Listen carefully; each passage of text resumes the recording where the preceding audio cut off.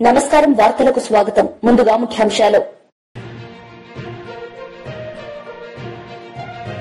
మాజీ CM Jagan media సమావేశం. CM Chandrababu నాయుడుపై విమర్శలు.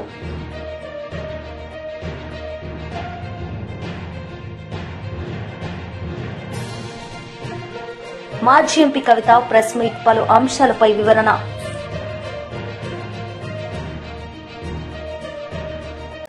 మాజీ సీఎం జగన్ మీడియా సమావేశం నిర్వహించారు. ఈ సందర్భంగా ఆయన మాట్లాడారు. హయాంలో పారిశ్రామికవేత్తలు ముందుకు వచ్చి పరిశ్రమలు పెట్టడానికి భయపడే పరిస్థితులకి రాష్ట్రాన్ని తయారు చేశారు. మరోవైపున చూస్తే ఉద్యోగాలు ఒకవైపున రాకపోగా మరోవైపున నిరుద్యోగులకు ఇవ్వాల్సిన నిరుద్యోగ భృతి 3,000 రూపాయలు ప్రతి నెల ఇస్తానన్నాడు. ప్రతి నిరుద్యోగికి ఈ రోజు ఈ 2 బడ్జెట్ల పుణ్యాన ఏకంగా నేరేడు సంవత్సరం 36,000 రూపాయలు, ఈ సంవత్సరం మరో 36,000 రూపాయలు, 72,000 రూపాయలు ప్రతి నిరుద్యోగికి బాకీ పడ్డాడు. ఎగరగొట్టాడు, ఎగనామం పెట్టాడు. ఇంకొక హామీ చూద్దాం. ఎన్నికల వేళ ఈ పెద్ద మనిషి చంద్రబాబు నాయుడు అన్న ఇంకొక హామీ, 18 సంవత్సరాల నుంచి 59 సంవత్సరాల మధ్యలో ఉన్న ప్రతి మహిళకు 18 to 60 లోపు ఉన్న ప్రతి మహిళకు 18 సంవత్సరాల నుంచి 60 ఏళ్ల దాకా ప్రతి మహిళకు నెలకు 1,500 రూపాయలు, అంటే సంవత్సరానికి 18,000 ఇస్తానన్నాడు. ప్రతి ఇంటికి నీకు 18,000, నీకు 18,000, నీకు 18,000 అని చెప్పాడు. ఇంటికి వెళ్ళి ప్రచారం చేస్తూ ఆడబిడ్డ నిధి అని చెప్పి ఒక పేరు కూడా, బ్రహ్మాండమైన పేరు కూడా పెట్టాడు. నేను అడుగుతా ఉన్నాను, ఇప్పుడు ఓటర్ లిస్ట్ మన కళ్ళ ఎదుటే ఉంది. మొన్ననే ఓటింగ్ అయిపోయింది. 2,07,00,000 మంది మహిళా ఓటర్లు ఓటు వేశారు అని చెప్పి మన కళ్ళ ఎదుటే కనిపిస్తా ఉంది. ఆధార్ కార్డు నంబర్లతో సహా డీటెయిల్స్ అన్నీ మన కళ్ళ ఎదుటే కనిపిస్తూ ఉన్నాయి. ఓటర్ లిస్టులు ఎలాగో ఉన్నాయి. వీళ్ళంతా 18 సంవత్సరాలు నిండిన వయసు వాళ్ళే, అందుకనే వీళ్ళంతా ఓటర్లు అయ్యారు. మరి 2,07,00,000 మంది ఓటర్లలో 60 ఏళ్ళు పైచిలకు నిండిన వాళ్ళను తీసేస్తే 1,80,00,000 మంది మిగులుతారు దాదాపుగా.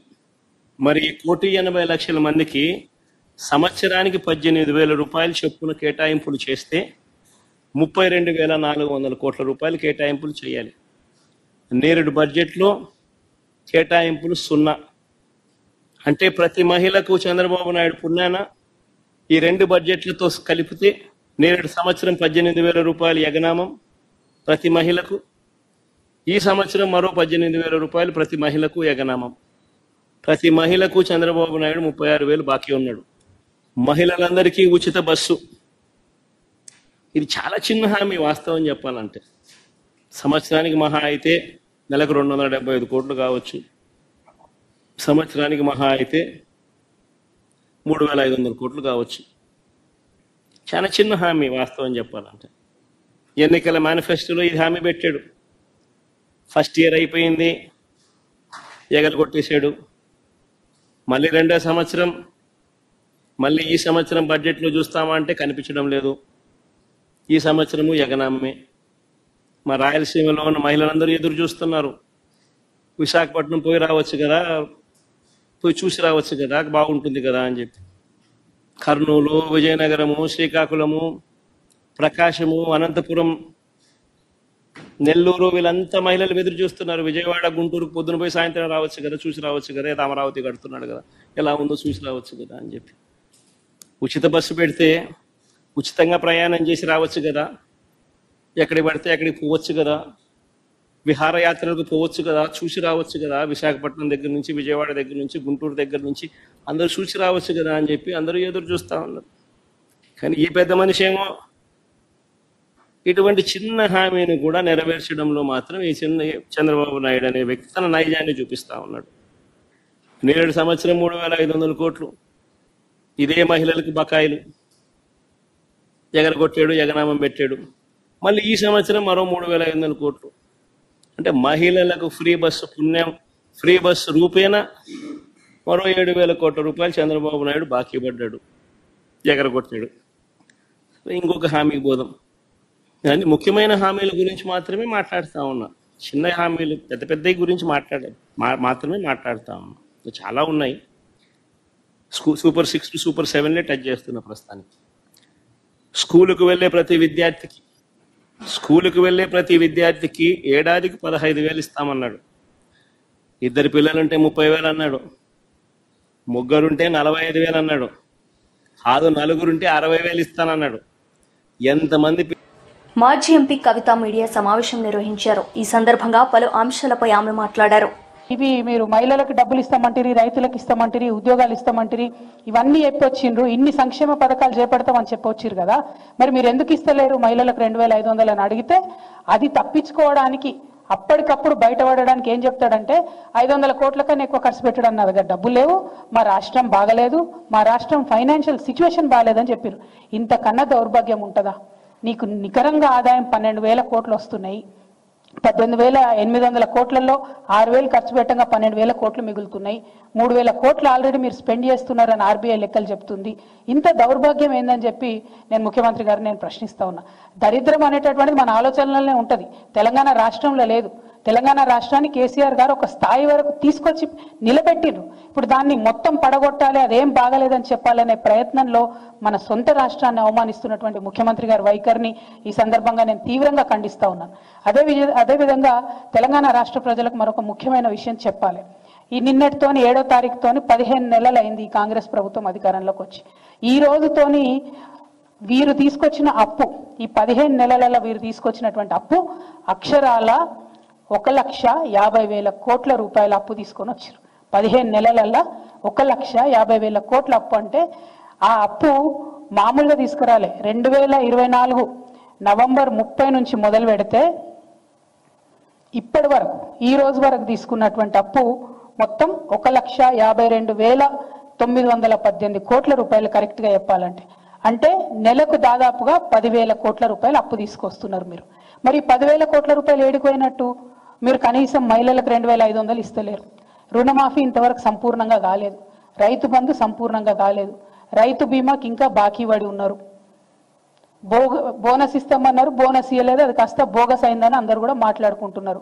ఇట్లా ఒక్కొక్కటి లెక్క పెట్టుకుంటా పోతే నిన్నగాక మొన్న మీరు చేనేత మిత్రుల దగ్గరికి పోయినరు, వాళ్ళకి ఇవ్వాల్సిన బీమా డబ్బులు కూడా మీరు కడతలేరు.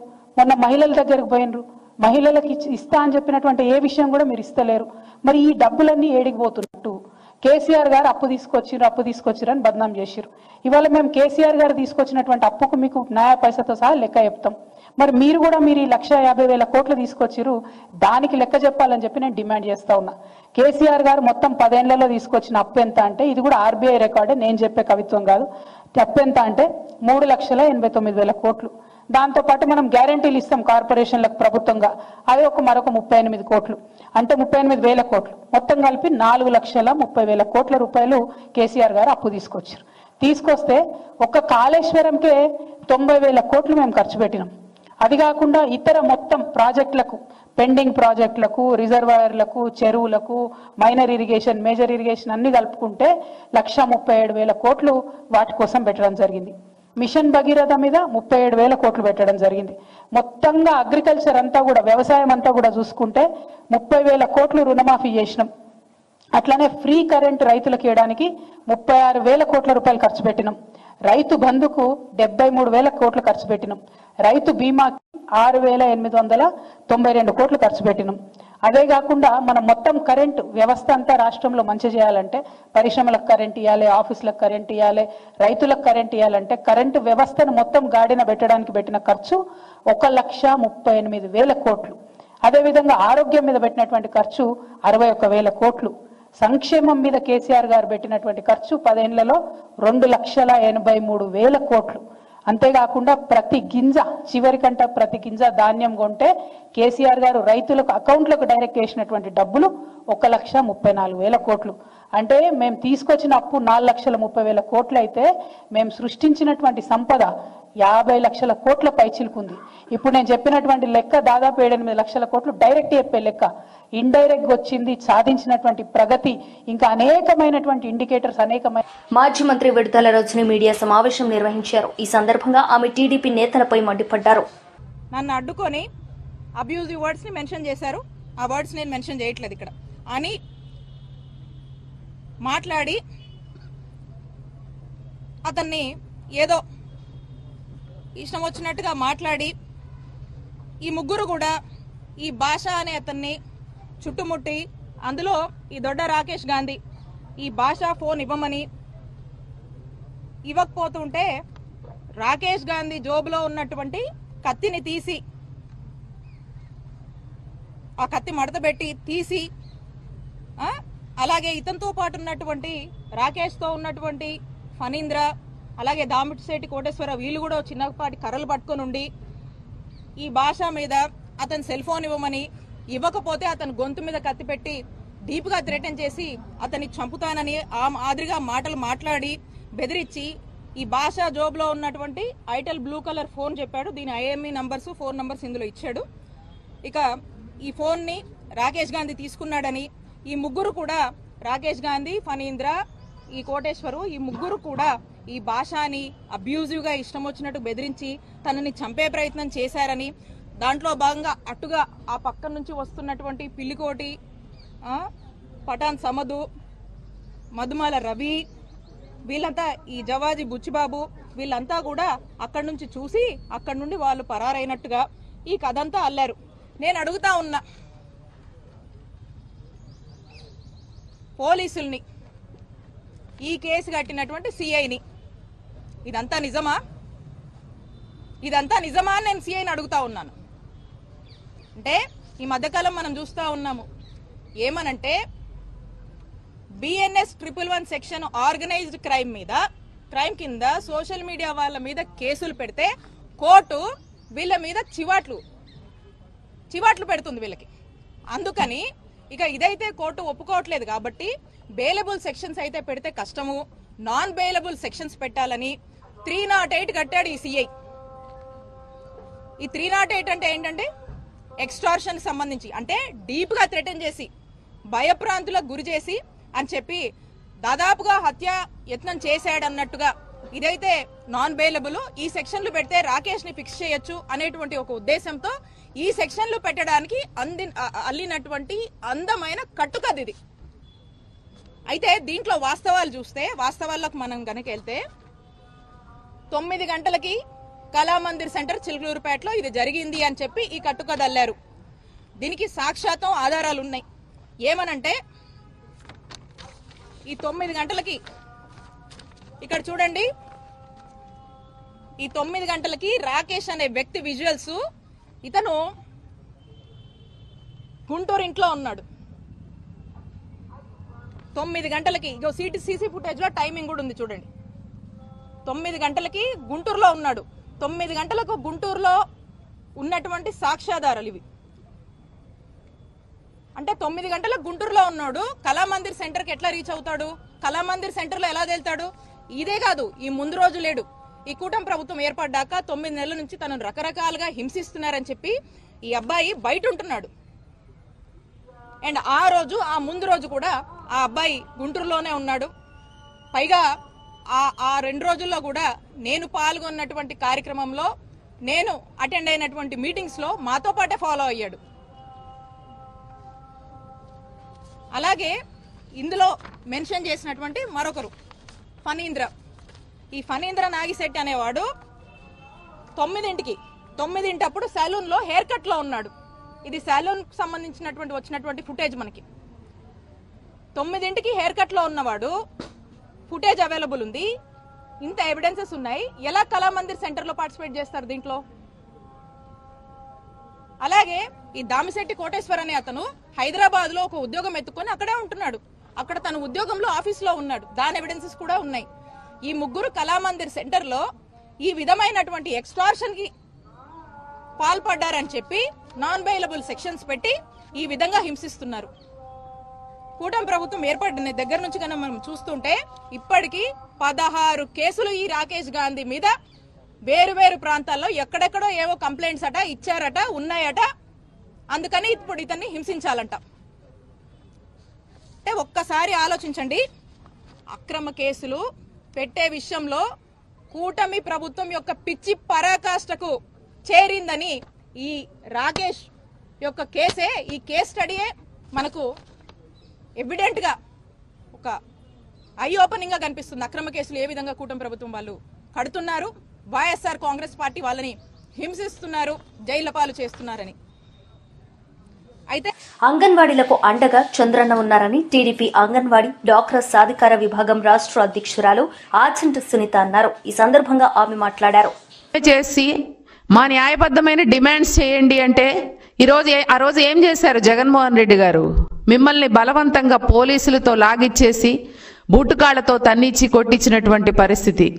ఒక్కటే గుర్తు, మీకు 2014 నుంచి 19 వరకు కూడా చంద్రబాబు నాయుడు గారు ఆ రోజు రాష్ట్రం విడిపోయిన లోటు బడ్జెట్లో ఉన్న కనీసం ముఖ్యమంత్రి గారు కూర్చొని పరిపాలన చేసేటానికి ఒక భవనం కూడా లేనటువంటి పరిస్థితుల్లో అంగన్వాడీ అక్క చెల్లెమ్మలను సంక్షేమం చెయ్యాలి అని చెప్పి మీ యొక్క న్యాయబద్ధమైన డిమాండ్స్ తీర్చాలి అని చెప్పి ఆ రోజు గౌరవ ముఖ్యమంత్రి చంద్రబాబు నాయుడు గారు మీకు ఆ రోజు 4,200 ఉన్నటువంటి జీతాన్ని 10,500 రూపాయలు చేసింది ఒక తెలుగుదేశం పార్టీ ముఖ్యమంత్రిగా చంద్రబాబు నాయుడు గారు మాత్రమే. అంటే ఒక అంగన్వాడీ టీచర్కి 150% పెరిగింది, అలాగే ఒక అంగన్వాడీ వర్కర్కి 170% పెరిగింది, మినీ వర్కర్కి 121% పెరిగింది. అంటే ఎప్పుడు కూడా మీ యొక్క అభివృద్ధి దిశగానే పనిచేయటం అనేది కూడా తెలుగుదేశం పార్టీ ముఖ్యమంత్రి చంద్రబాబు నాయుడు గారు చేస్తూ ఉంటారు. మీ అందరికీ తెలుసు, మనం మొన్న అంతర్జాతీయ మహిళా దినోత్సవం రోజు మన ముఖ్యమంత్రి మన చంద్రన్న ఏ విధమైనటువంటి వరాలు ప్రకటించారనేది రాష్ట్ర వ్యాప్తంగా ఉన్నటువంటి అంగన్వాడీ వర్కర్స్ అందరూ కూడా చూసి ఉండొచ్చు. మన సంక్షేమం కోసం, అంగన్వాడీల సంక్షేమం కోసం గ్రాడ్యుటీ అమలు చేయటం కానివ్వండి, వయో పరిమితి 60 సంవత్సరాల నుండి 62 సంవత్సరాలకి పెంచటం కానివ్వండి, జీవో నెంబర్ 7 ద్వారా మట్టి ఖర్చులకి 15,000 ఇవ్వటం కానివ్వండి, అలాగే అతి తొందరలో కూడా ఏదైతే గత ప్రభుత్వంలో మీరు అందరూ కూడా ఏ విధంగా సంక్షేమ పథకాలకి అనర్హులుగా ఉన్నారో, మీరు 10,500 జీతం తీసుకునేవారు ప్రతి ఒక్కరూ కూడా మీరు గవర్నమెంట్ ఉద్యోగస్తులుగా పరిగణలోకి తీసుకొని గత ప్రభుత్వంలో మీకు సంక్షేమ పథకాలు రద్దు చేస్తే అవన్నీ కూడా మళ్ళీ మీకు సంక్షేమ పథకాలు అంతకుముందు 2014లో చంద్రబాబు నాయుడు గారు సీఎంగా ఉన్నప్పుడు మీ అందరికీ కూడా సంక్షేమ పథకాలు అందాయి. ఈ రోజు కూడా సర్వే చేసి ప్రతి ఒక్కళ్ళని మీ అందరికీ కూడా సంక్షేమ పథకాలు అందించాలి, మీ రేషన్ కార్డ్స్ కానివ్వండి ప్రతి ఒక్కటి కూడా మీకు ఇవ్వాలనే సంకల్పంతో అది కూడా తొందరలో తీర్చేదానికి ముందుకెళ్లేటువంటి పరిస్థితి తెలుగుదేశం పార్టీ ఇప్పుడు సీఎం గారు. ఒకటే అడుగుతా ఉన్నాం, గత ప్రభుత్వంలో ఏ విధంగా అంగన్వాడీ సెంటర్స్ అంటే ఎలా ఉండే నిర్వీర్యమైనటువంటి పరిస్థితి, ఏదైతే చంద్రబాబు నాయుడు గారు ఈరోజు ఒక మంచి మనోవికాస కేంద్రాలుగా వాటిని తయారు చేసి పిల్లలకి మంచి నాణ్యమైన ఆహారం పెట్టాలి, ఏదైతే అక్కడ ఉన్నటువంటి మౌలిక సదుపాయాలు మంచిగా ఏర్పాటు చేయాలి. గత ప్రభుత్వంలో జగన్మోహన్ రెడ్డి ప్రభుత్వంలో నాడు నేడు పేరుతో కోట్ల రూపాయలు దండుకున్నారు తప్ప అక్కడ ఉన్నటువంటి పిల్లలకి కనీసం మంచినీటి సౌకర్యం కానివ్వండి, అలాగే కనీసం సమ్మర్ వచ్చినట్టు ఫ్యాన్స్ కూడా లేకుండా ఎంతో దుర్లభమైనటువంటి పరిస్థితిలో ఆ రోజు వాళ్ళు ఇబ్బంది పడినటువంటి పరిస్థితి చూశారు. ఈ రోజు అటువంటి అవసరం లేకుండా ప్రత్యేకంగా BJP leader NVSS Prabhakar media సమావేశం నిర్వహించారు. ఈ సందర్భంగా ఆయన మాట్లాడారు. సిపిఐ కూడా ఒక అభ్యర్థిని కేటాయించారు.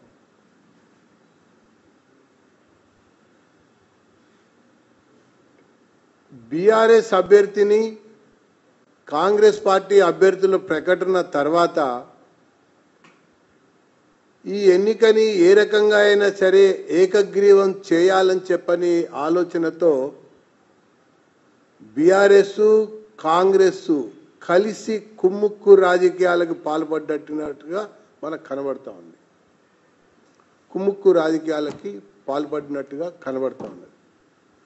ఒకవైపున బీఆర్ఎస్ సంబంధించినటువంటి శాసనసభ్యులు కొంతమంది ఫిరాయించారు. ఆ ఫిరాయించిన శాసనసభ్యులని కాంగ్రెస్ పార్టీలో కలుపుకున్నామని ఒకరోజు, కలవలేదని ఇంకొక రోజు, కలిసే ఉన్నామని మరొక రోజు, ఈ రకంగా శాసనసభ్యులు కూడా ప్రకటిస్తూ వస్తున్నారు. ఇంకొక వైపున బీఆర్ఎస్ పార్టీ ఈ ఫిరాయింపుల పైన సుప్రీంకోర్టు వరకు కూడా కేసులు వేసింది. ఈ ఫిరాయింపుల పైన స్పీకర్ చేంబర్లో కూడా కేసులు ఎలాగో ఉన్నాయి, నడుస్తున్నాయి. అసలు ఈ శాసనసభ నుంచి శాసన మండలికి జరిగేటువంటి ఒక ఎన్నికల్లో ఈ ఫిరాయించిన శాసనసభ్యులని డిస్క్వాలిఫై చేయించడం కొరకు ఒక అవకాశం ఉండే, అది బీఆర్ఎస్కి ఒక అవకాశం ఉండే. అట్లాగే ఈ యొక్క ఫిరాయించినటువంటి వాళ్ళ యొక్క మద్దతు మాకే నిజంగా ఉంది అన్నటువంటి అంశాన్ని చాటడానికి కాంగ్రెస్ పార్టీకి కూడా ఒక అవకాశం ఉండే. కానీ వీళ్ళిద్దరు కుమ్ముక్కు రాజకీయాలకు పాల్పడటం వల్ల ఉత్తుత్తి కేసులు మేము వేస్తాము అని బీఆర్ఎస్, ఉత్తుత్తిగా నోటీసులు ఇస్తాము అన్నట్టుగా కాంగ్రెస్ వ్యవహరిస్తున్నటువంటి తీరుకి నిదర్శనం ఈ ఎమ్మెల్సీ ఎన్నికలు ఏకగ్రీవం అని చెప్పడానికి ఒక అవకాశం ఏర్పడ్డది అని చెప్పని నేను పేర్కొంటా ఉన్నా. ఇది ముమ్మాటికి బీఆర్ఎస్ కాంగ్రెస్ యొక్క కుమ్ముక్కు రాజకీయాలకి ప్రత్యక్ష నిదర్శనం అని చెప్పని నేను తెలియజేస్తా ఉన్నా. మేము మొదటి నుంచి చెప్తూ వస్తున్నాం, అది కాళేశ్వరం పైన విచారణ అయినా, ఫోన్ ట్యాపింగ్ సంబంధించినటువంటి అంశమైనా, డ్రగ్స్ యొక్క వ్యవహారం అయినా, ఓటుకి నోటుకి కేసుకు సంబంధించినటువంటి వ్యవహారం అయినా, ఈ ఇరు పార్టీలని కలిపి నడుపుతున్నది కేంద్రంలోని రాహుల్ అని చెప్పని మేము పదే పదే చెప్తూ వచ్చాం. అది ఇప్పుడు మరొకసారి బలంగా ఈ కుమ్ముక్కు రాజకీయాలకి శాసన మండలి శాసనసభ నుంచి ఎన్నికలు కేంద్రం అయింది అని చెప్పని నేను పేర్కొంటా ఉన్నా. నిజంగానే అవకాశం ఉండి మిగులు ఓట్లుండి బీఆర్ఎస్ఏ కనుక నిలబెట్టినట్టయితే ఆ ఫిరాయించిన వారు ఎటువైపు ఉన్నారనేది తేలేది, వాళ్ళ సీటు కొనసాగేదా, సీటు విప్పు ఉల్లంఘన ద్వారా. వైసీపీ లీడర్ మీడియా సమావేశం నిర్వహించారు. ఈ సందర్భంగా పలు అంశాలపై ఆయన మాట్లాడారు. మాయా సత్యకి దూరమైన విషయాలు, అబద్ధాలు, దాంట్లో ఇదొక్కటి. మేము వస్తేనే నిరుద్యోగ యువత అసలుకి అప్లికేషన్లు అడుక్కునే కష్టపడతా ఉన్నారు. ఏ కష్టపడితే ఇట్లా రకరకాల మీరు ఎన్ని మాటలు మాట్లాడారు, రాసుకున్న మాటలు మాట్లాడారు. మీరు 3,000 రూపాయలు ఇస్తా నేను ప్రతి నిరుద్యోగికి అని ప్రకటించారు మీరు. అంటే ఎలక్షన్లో గెలవడం కోసం మా పిల్లల యొక్క మనసులతో మీరు ఆడుకున్నారా? వాళ్ళకి ఆశలు రేకెత్తించారా మీరు?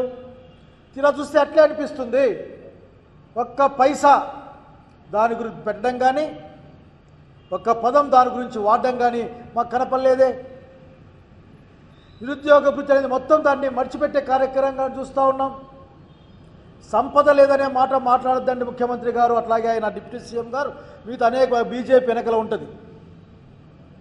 మీకు అచ్చంగా అప్పుల్లోనే 7,000 కోట్లు మిగిలాయి, 7 లక్షల కోట్లు మిగిలాయి మీకు అచ్చంగా. చాలా అదృష్టవంతులు మీరు. 14 లక్షల కోట్లని మీరు పలుమార్లు చెప్పారు, అన్ని మీటింగుల్లో చెప్పారు. అధికారం వచ్చినాక మీరు ఆర్థిక శాఖ రివ్యూ చేసినప్పుడు చెప్పారు. గవర్నర్ చేత 10 లక్షల కోట్లని ప్రకటించారు. అంటే అన్ని కోట్లే. అట్లాగే బీజేపీలో ఉన్న ప్రెసిడెంట్ గారు పురంధేశ్వర్ గారు 12 లక్షల కోట్లు ఉంటే మీరేం సరిగ్గా మాట్లాడరని ఢిల్లీకి కూడా పోయి వచ్చారు. మొన్న అసెంబ్లీలో మీ మంత్రి ప్రవేశపెట్టిన అప్పుల లెక్కలు చూస్తే 7 లక్షల కోట్లు దాట్లే. అందులో కూడా జగన్మోహన్ రెడ్డి గారు ఇచ్చిన డబ్బులు ఎంత? 3.5 lakh crores. ఆ మధ్య అయితే నాట్ ఈవెన్ 4 lakh crores. కనుక మీ దగ్గర డబ్బులు ఉన్నాయి, అప్పుల్లోనే మిగిలిన్నాయి. మీకు వడ్డీ డబ్బులు కూడా మిగులుతాయి. ఎందుకంటే మీరు వడ్డీ చాలా కడుతున్నాం అంటున్నారు కదా, వడ్డీ కూడా 7 లక్షల కోట్లు మిగిలిపోయాయి. సంపద లేదనే మాట కాదు, మాట మీద నిలకడ లేనితనం తప్ప ఇంకోటి కారణం సంగతి ఇక్కడ నేను గుర్తు చేస్తూ ఉన్నా. దయచేసి నిరుద్యోగ యువకులకి ఉద్యోగాలు ఇవాళ మీరు చెప్పిన మాట ప్రకారం 20 లక్షల ఉద్యోగాలు ఇస్తామని చెప్పారు. ఈ సంవత్సరానికి ఇప్పటికే 4 లక్షల ఉద్యోగాలు దాదాపు ప్రమాణం రావాలి. ఉద్యోగ కల్పన అంటే ఎట్లా ఉంటుందో ఒకసారి జగన్మోహన్ రెడ్డి గారి ప్రభుత్వంలో ఉన్న వాళ్ళని, మీకే ఇబ్బంది లేకపోతే జగన్మోహన్ రెడ్డి గారితో మాట్లాడండి. ఉద్యోగాల కల్పన, యువకుల యొక్క భవిష్యత్తు ఏ విధంగా ఉంటుందో వాళ్ళు మీకు సలహా ఇస్తారు. మనం చూసాం మీ దగ్గరే, మీరు చెప్పిన లెక్కల్లో చాలా కొన్ని లక్షల ఉద్యోగాలు వచ్చాయని చెప్పారు మీరు జగన్మోహన్ రెడ్డి గారి హయాంలో, అన్నీ కూడా ప్రత్యక్షంగా పరోక్షంగా.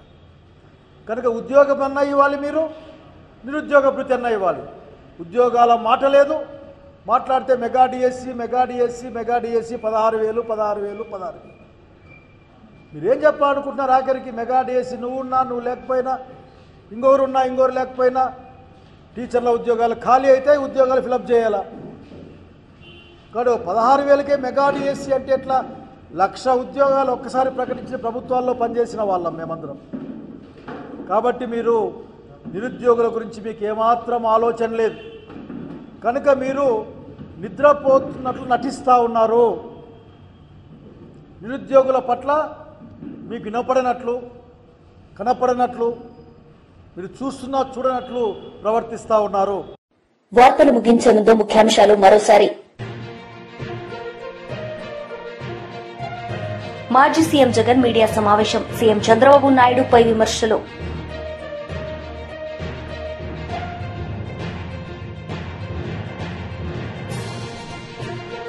మాజీ ఎంపీ కవిత ప్రెస్ మీట్. పలు అంశాలపై వివరణ.